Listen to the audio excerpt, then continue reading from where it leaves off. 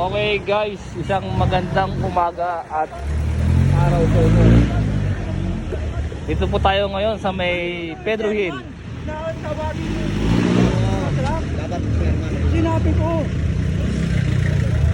So ito po ay may basura po dito nakatambak. So ito, andito po tayo ngayon sa may Bagong Buhay Sports Complex.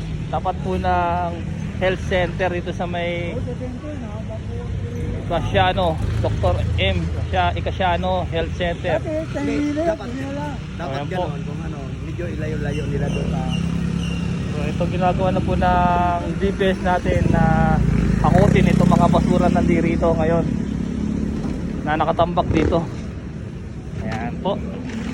Buti na lamang at nandirito ang ating mga literal na magigiting na DPS QRT na masisipag. Ayan o. Ayan po. Ayan po karami yung basura ngayon na nakatambak dito ha. Takutin po ng ating clearing team to ng DPS QRT. So tansya ko dito, magdadalawang hapon po tayo dito dahil para maubos itong basura na nandito kasi nakaunang trip na sila. Tapos po ay pag naupuno ito, tapon muna ito sa BART sa may papunta po sa ano, sa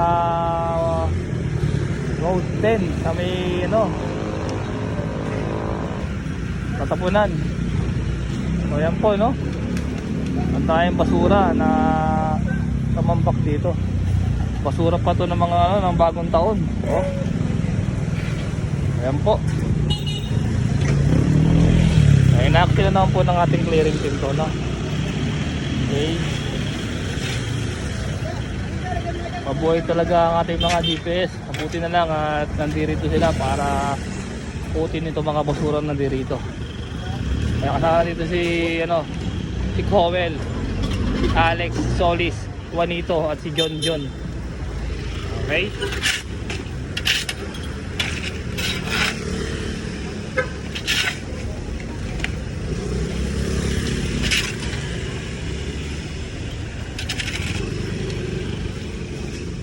Samot sa yung basura ang nandirito.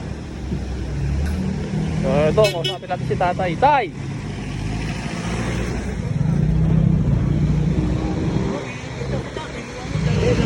Nilagyan din ulit yan. Tay, saan galing mga basura na yan, tay? Ha? Saan galing yung mga galing basura yan? Yan. Sa mga bahay-bahay? Oo, sa loob. Ay, tapos yan na tinapon. Oo.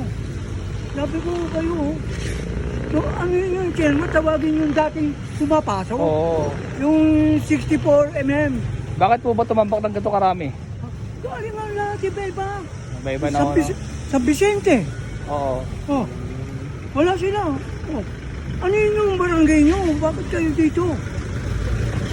Okay, tayo. Maraming salamat tayo ha. Oo, Tayo, ganda. nakakot na po ng DPS to tayo ha. Opo. Nakakot na po. Para maubos na to.